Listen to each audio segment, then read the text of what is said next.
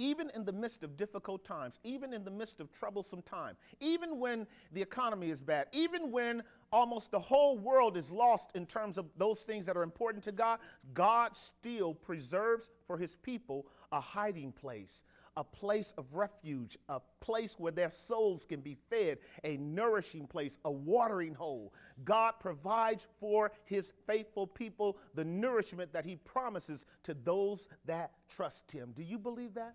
All my life long in Christ, God has kept me. Even in the midst of famine, even in the midst of obvious famine. I'm not talking about political, economic famine. I'm talking about spiritual famine. Even in the midst of spiritual famine, God has allowed me to find brooks of water to drink from, to keep my soul from falling apart. I think the psalmist said it in Psalm 33, verse 17 through 19. We quoted it before. The eye of the Lord is upon them that fear him, that hope in his mercy. He will keep their soul alive in time of famine. He will not suffer their soul to famish. That's his promise. And he's done that for me.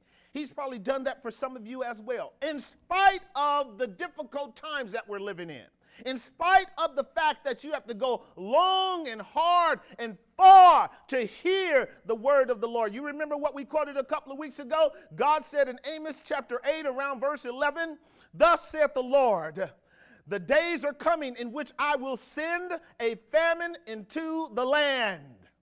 Not a famine of bread, nor a famine of water, but a famine of hearing the words of the Lord. They shall run to and fro, the young men and the virgins, seeking the word of the Lord, and shall not find it. These are the days that we're in. And you know what God does? He still nourishes a people for himself.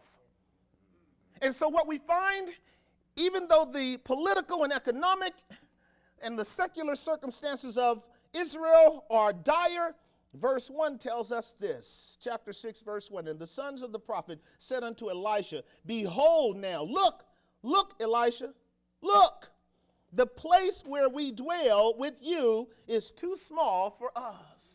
Do you see it? My first point is this. God highly blessed Elisha's ministry. He blessed it abundantly in that even though there were false prophets that outnumbered him 850 to 1, God still saw to it that his ministry was vital, that sinners were saved, and more than that, that there were multitudes of men, in spite of the king seeking to kill them and persecute them and ostracize them, who wanted in on the number of the ministry of the gospel. God still blessed Elisha's ministry. His ministry was not sparse. It was not small. His ministry was notable. He didn't do anything in a corner. He didn't do anything in secret. I'm going to talk about that here a little bit later on when I deal with how God works. But God blessed it. He blessed it. So the word of the Lord grew throughout all Israel and Judah under the ministry of Elisha. And the prophets, the sons of the prophets, are saying to Elisha, where we're dwelling, it probably was Gilgal, or it may have been also Bethel. But certainly where they were dwelling, the place was too small. It's time for us to go somewhere where we can build adequate to the growth that we're dealing with. God was blessing that ministry. God was blessing that ministry. And therefore, I want to talk to you about a number of things in relationship to what we call vital biblical growth. I'm not talking about mere numerical numbers. Numerical numbers mean nothing if God's not in it. Numerical numbers means nothing if God is not in it. I'm not talking about that. I'm talking about the growth of God's presence and God's power and God's influence among these people. So, vital biblical growth. Growth is the word that I want you to get your hand on. It's a relevant term in relationship to the true and the living God. We need to watch out for growth in terms of, like I told you before, that HGH stuff, that human growth hormone stuff that we use in our churches. One year you only weigh 120 pounds, and next year you're 225, 325, all muscle. Something's wrong. We don't want any miracle growth in the church in terms of that type of human stratagem by which you grow the church. We want God to grow the church, and we want God to grow the church the right way. Now, the right way by which God grows the church, you will hear toward the end of this message. Point number one, growth is part of God's program. There's nothing that operates in this life without the principle of growth behind it. Nothing. Families grow, businesses grow, ministries grow, teams grow. We all grow one way or another. Individually, we grow. Sometimes we don't like the way we're growing, but we grow. You continue to grow. Am I making some sense? And so I want you to get the principle. Genesis chapter 1, verse 28 says this, and God blessed them. Who? Adam and Eve. And he commanded them to be fruitful and to multiply and to replenish the earth and to subdue it and have dominion over it. Do you know he was preaching the gospel right then and there? That was a call to evangelism. That wasn't merely a call to Eve to end up having 25, 30 babies. That's true too. But it was a larger redemptive picture of God propagating the world with men and women who believe God. You need to know that there's something in the economy of spiritual and redemptive growth that is critical and germane to God's objective. And why I say that is this.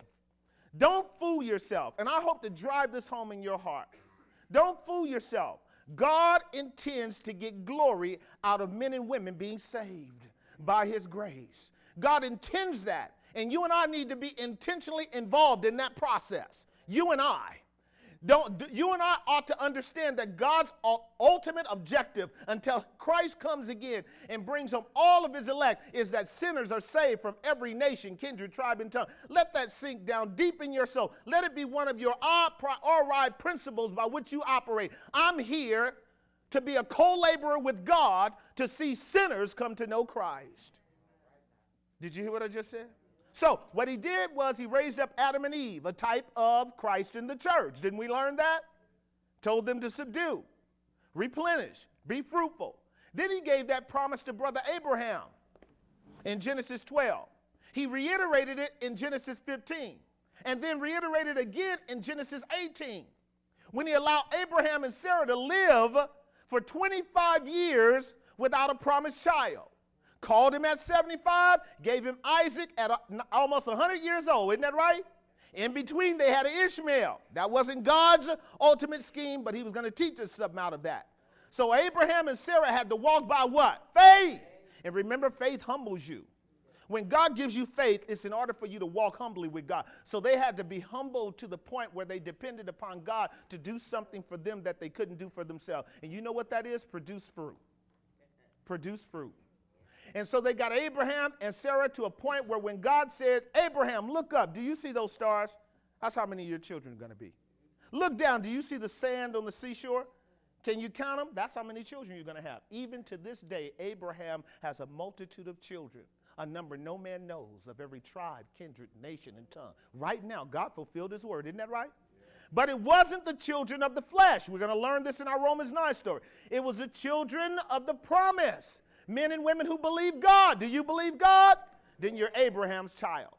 Then God has fulfilled his promise to Abraham. Guess what? He gave it to Isaac too. Genesis 26.